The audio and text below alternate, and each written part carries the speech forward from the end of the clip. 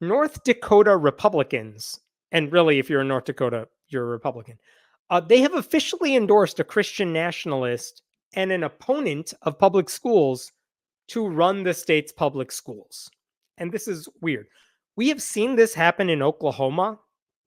This is a headline of what's happened ever since Oklahoma elected Ryan Walters to be the superintendent of public instruction there. This is a headline that came out, I think, just last week. She couldn't wait to work for Ryan Walters' administration. Now she's worried public schools won't survive the rest of his term. That's how bad Ryan Walters has been in that state. He has lost 130 staffers in his department who have quit.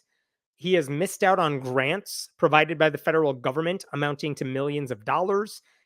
His office has become a haven for right-wing lunatics, including the woman who runs Libs on TikTok, who is now part of his administration, like as part of the curriculum oversight committee or something. That's what Ryan Walters has done in Oklahoma. It's a disaster. And for some reason, Republicans in North Dakota want to replicate that failure. Here's what they did in North Dakota. I need to tell you this before I tell you what they did this week. Right now, this is the lady who is the state superintendent of public education. Her name is Kirsten Basler. She's the superintendent of public education there. And I just want to point to you, this is her her biography on the government's website, on the state's website. And the only thing I need to show you on here, you could skim through what I highlighted. This woman, I do not know much about how good she is in her job or what her politics are. She's a Republican for what it's worth. But you could see she has experience with education. This bio says she serves on more than a dozen education-related boards. She oversees billions of dollars that benefit the state's public schools. She is the chair of a state committee that screens candidates for the Board of Higher Education. She works with the School for the Deaf and the Hard of Hearing. If I scroll down here, before she took office in 2013, Superintendent Basler had a 24-year career in the public school system, the state's largest school district. She was a vice principal, library media specialist, classroom teacher, instructional assistant. She spent 9 years as an elected member of the school board, as the board's president. She worked as the assistant director of the North Dakota School Boards Association. So whatever you want to say about a Republican in charge of public instruction, that lady's got more credentials, I would guess, than anyone else in the state, right? That lady deserves to be in that position. I hope she's good at her job. I mean, she certainly has the resume you would hope for someone taking on that job, right? And I say that as someone who doesn't like Republicans. She is a Republican. She has the credentials. Okay, that's the lady who is the current state superintendent in North Dakota. She's going to be up for re-election this year on the ballot. So this month, the North Dakota Republican Party held its convention. And they don't get to vote on anything, but they can offer endorsements. They did not endorse that lady to be the state superintendent of public instruction. No.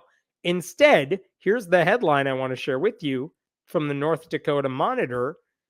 Advocate for 10 Commandments in schools wins the North Dakota GOP support to lead public education. Basically, the delegates at this convention voted by like a 2-to-1 margin to endorse this guy, Jim Bartlett, as the next state superintendent. It's the highest ranking. He would be the highest ranking elected official overseeing education. Now, it is only an endorsement, doesn't count for anything. The Republican primary takes place on June 11th. So keep that in mind. But this guy is messed up. I mean, this decision is dumb for a couple of reasons. One, as I showed you, the Republican they have in that job is really, really credentialed. She seems to be really good at what she does. I hope she's good at what she does. She has the background to prove it, right? Why are you trying to oust her when you're not going to find someone better than her, at least on paper? So that doesn't make any sense. The second thing is the guy they promoted, Jim Bartlett, is an opponent. He's an enemy of public education. Because I went to this guy's website and it's insane. He wants to, first of all, he wants to eliminate the office that he's running for to make sure all decisions for public education are made at the local level, which might sound nice in theory except if your community, if you live in one of those like rural red communities, your public school system, if it was fully decided by the people who live there, kids aren't going to learn anything of value. Like, you need a state level curriculum. You need a baseline. You need some restrictions and rules in place. And then they can modify beyond that as they see fit. But you need some guidance from above. You don't want local level control for everything. But let me show you this man's website because it's legit insane. Let me go to Jim Bartlett's website. Here's the first thing you see. The top of the page. Let's look at there was a Christian cultural context to the 1889 North Dakota Constitution, which requires the teaching of morals. Today, moral relativism has replaced the Ten Commandment morals with serious consequences. God's judgment on the school system is evident in the appalling academic standards, the corruption of morals, and the propagation of evils flowing from the emphasis on indoctrination. And then he lists the Ten Commandments. Like, if you're a graphic designer, I'm sorry you have to look at this. He has a list of the 10 commandments right there.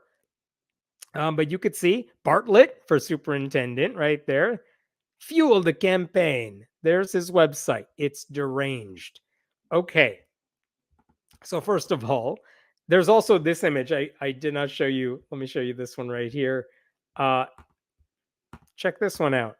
Bring back the 10 commandments to restore the 4 R's: reading, writing, arithmetic, and reality. Because this guy knows about reality. And you know, because he wants to bring back the 10 commandments. Holy crap. Okay, so this guy is scary. Elsewhere on his site, by the way, he says things like special education should be handled like homeschooling or with private tutors, which would be a disaster for special needs students who would already be deprived of social workers or other district employees with expertise in those areas. Then he says that when it comes to education, the keys, I want to see if I could find this right here. The keys for education, where did he put them? He wants to make sure, here we go. How will you get this done? By making decisions and teaching parents how to understand the philosophies operating in their schools. Look at this. The keys, I'm going right here where it's highlighted. The keys are recognizing God's legitimate authority, 5th commandment. What is the 5th commandment? If I scroll back up, honor authority. All right. What else do you got to do? And socialism. What? 6th commandment. Let me go back. The keys to getting this done, getting his wishes done, are recognizing God's legitimate authority and socialism. I don't think the grammar is correct there. But also, what does he mean by socialism? He says the 6th commandment. What's the 6th commandment again? No murder. What the hell does that sentence mean? I have no idea. Maybe some of you in the comments can decipher this for me because I cannot make sense of this. I don't know what's going on his website. Okay, so there's that. That makes no sense. He also said in an interview that North Dakota was teaching 15,000 children how to be socialist right now. No citation provided. Let me show you another thing that's on his crazy website. He talked about the speech he gave at the convention. And he said, key points of the speech include there's a leftist agenda in the schools using humanism, Marxism, postmodernism. And I think all 3 of those words are like the word woke to right-wingers, which is by which I mean he doesn't know what any of those mean. So I don't know what he means by leftist agenda. He also says the North Dakota Constitution has a Christian moral context, whatever that means. And then what does he want to do? Returning to the Christian morals, aka the 10 commandments, intended by the North Dakota Constitution, quickly sorts out the bad philosophies, returns the power of education to parents, reduces the size of government, and increases the freedom to teach and learn. I promise you, like ruling by the 10 commandments, the first 4 of which have nothing to do with anything, and then teaching a kindergartner that they should not covet thy neighbor's wife. Like, I promise you, none of this is going to help any of the kids like North Dakota, like many red states, are suffering from a brain drain. So I don't know why you want to do this. And also, he didn't write this in that post, but apparently he used his 3-minute acceptance speech to lead delegates in the singing of Psalm 44. This is the guy they endorsed at the GOP convention. Just a bunch of deranged lunatics here. What about, here's another thing he wrote on his weird website. Check this out. Fargo, North Dakota, the biggest city in North Dakota, their biggest school district released a gender inclusion manual not long ago. Basically, it was a manual to help administrators and staffers learn how to make sure their LGBTQ students are felt included, which is very important. What did Jim Bartlett say about that? Well, here's what he wrote. This 34-page document should convince every parent to take their children out of the Fargo public schools. Fargo schools are an example of a modern Sodom and Gomorrah, which is destroying minds, hearts, bodies, and budgets. Again, how is it destroying their budgets? I have no idea. Bodies? I don't know. What do you think they're doing? It's amazing that the superintendent for North Dakota Public Schools, his first order of business is let me shit on the biggest school district in the state, the one that everyone actually wants to live in. Then he goes on to say any person or organization involved in or enabling this radical transgender agenda. What is that agenda, by the way? It's saying, hey, do you want to help LGBTQ students feel included? Here's what you could do. That's it. They should be identified and removed from the schools. This is child abuse to make kids feel welcome. Evil and against the North Dakota Constitution. God is judging this evil, and it would be safer to stay out of the way. Oh my God, this guy is crazy. Okay, once the evil philosophies are purged and a Christian context is returned under parental control, then the schools will be safer physically and psychologically, because the guy who makes crazy graphic design posters thinks he's psychologically fit. Okay. But again, here's maybe the worst thing I heard this guy say so far. He actually did an interview this week. Maybe it was last week, but it was with a radio host named Joel Heitkamp, who actually asked him good questions, like pushed back against some of his stuff. I'm surprised this guy said yes to it. But the question that the radio host asked is, well, under your Christian-centric leadership, would a Muslim person be allowed to be a school teacher? And the correct answer to that is, well, yeah, of course. There's no religious discrimination going on in our schools. That is not what Jim Bartlett said. I'm going to play for you what he actually said. Would you allow a Muslim to be a teacher? That's a good question. I think at that point it would be looking at the teacher. So imagine a classroom full of parents without teachers, without administrators, and then those parents are all Muslims, for instance. Me or somebody else could be at the front of the board saying right on the top of the board, complete parental control, left side of the board, right, vision statement for that school, objectives, and then start using lean accounting methods. So basically putting the value and numbers to what the parents actually want. Then if they want, so much of this religion, or they want to put social emotional learning in there, or CRT, or transgender, let's put a number on the balance sheet and profit and loss statement for each thing that they want, so then we can actually get the value that group of parents actually want. Okay, I hope you heard that because it was wacky. First of all, can a Muslim teacher teach at a school? He said, that's a good question. I think it would be the looking at the teacher. That wasn't a yes. So that's messed up. Then he said, well, basically he said it depends on the local school boards who would have control, because they could put up on the board what they want in their district, like a vision board. And they could then say, we want this much religion, this much social emotional learning, this much critical race theory, or this much transgender.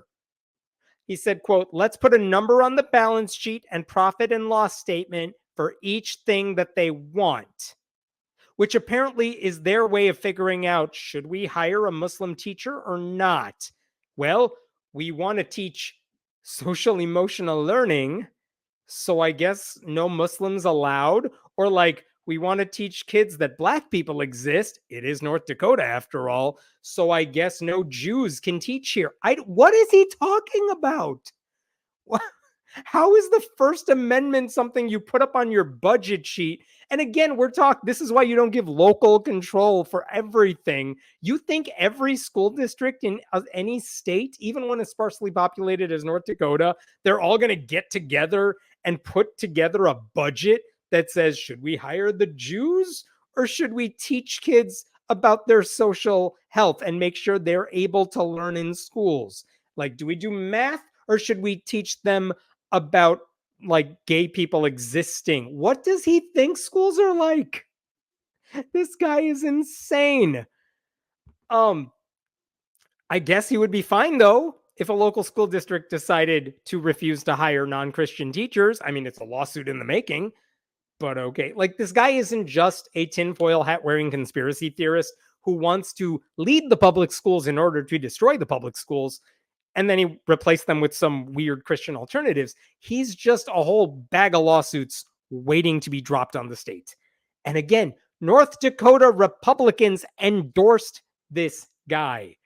The North Dakota Monitor, they wrote this: the vote for Bartlett was one example Friday of a state Republican Party that is shifting away from traditional candidates in favor of those who are more conservative. And I don't like that paragraph because they are downplaying what's happening. They are shifting away from qualified people to crazy lunatics because they're all MAGA cultists. That is what's happening here. Stop pretending, oh, this is a totally normal thing that just kind of happens. Like, stop downplaying how serious this is.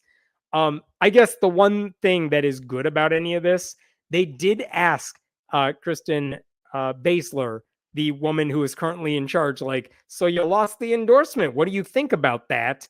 And this is what she said. She doesn't seem fazed by it. She said, the outcome from the convention doesn't change the great support and momentum behind her campaign with Republican primary voters. And this is true. Our convention process is flawed. It disenfranchises the tens of thousands of Republican voters who can't afford to take a Friday off from work or school so they could spend a couple $1,000s to vote in these contests. Like, yeah, she's right. That is a problem with these type of conventions. I think, reading between the lines there, it sounds like she doesn't think the endorsement of the North Dakota GOP is going to make a difference to voters. She's been in the job for a long time now. She apparently has the background to prove that she could do the job. Hopefully, again, I say this as a Democrat who has no desire to vote for a Republican. Hopefully, she'll beat this guy in the primary and then skate to victory in November, because that's inevitably what will happen to the Republican who wins the primary. It is scary, though, that a guy this awful has a stamp of approval from a major political party. Okay, I'm going to stop there for this one. Any questions here before I move to the last story? It almost sounds intentional. If you can break public schools, then they can claim it doesn't work and then justify funding private Christian schools as the mainstream. I think that is correct. That's also why many Republican-led states are pushing for school vouchers. They want to take money away from public education, which will hurt public education. They want to shift it over to private schools, by which they mean Christian schools, so they could say, look, public schools are not working, so send your kids wherever they want. Oh, look, there's a Christian school nearby. Yeah, Republicans are in the business of ruining public education. If you respect teachers and administrators and democracy, like, you cannot vote for a Republican. What is wrong with you? Do these morons seriously believe that as soon as kids enter public school, they're immediately taught nothing but socialism and atheism and LGBTQ plus ideology until they graduate? Yes. Yep. That is what they believe because they didn't pay attention in school themselves. If you ask a MAGA cultist type, what do you think happens on any given day in a high school, and have them like write up a little document and you show it to a kid who goes to high school, like a regular public high school, they will laugh at you and point at you and just mock the shit out of you because they live in an alternate reality and they just listen to conspiracy theorists And if you listen to Joe Rogan or watch Fox News, you would come away thinking this is all that happens in public schools, and it's not. And everyone who's part of a public school or works there or pays attention to what their kids learn in school, which is not these parents, they would know that. But you have a lot of dumb people who have a lot of amplification of their bad ideas. That nonsense is completely insulting and demoralizing to teachers. Parents are not educational professionals. Most don't want to be. That is correct. And again, most parents have the good sense to say, I don't have the time or ability to do a good job of homeschooling my kids, but I support my public school district and I'm working with the teachers and I support the teachers to do a good job. And if I do have a problem with what's going on at school, there are ways I can show my frustration. I can write an email to the teacher. I can go to a school board meeting. There are normal ways normal people handle these things. But again, the idea that all parents should be homeschooling parents, dumb idea, not just impractical in this economy, but like, no, most parents don't have the knowledge to take their kids beyond a certain level. And you don't want them to. Let the professionals do it. And I'm not even knocking homeschooling here because some people do it well and they know how to handle, I don't know history, but that person knows history. So I can connect with them and we'll do like shifts and stuff like that.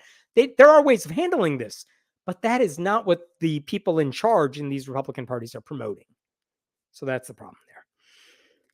It is really insulting to professional school districts have profit loss sheets. Like, yeah, district officials do, but you know what's not on their, like, you know what the CFO of a school district or the budget administrator is putting on their profit loss statement? It's not transgender. It's not critical race theory. It's like, oh, the school needs a new gym or the roof is leaking and we got to fix that. That's what they're worried about. Like, again, if you don't live in reality, you don't know that's what they're dealing with.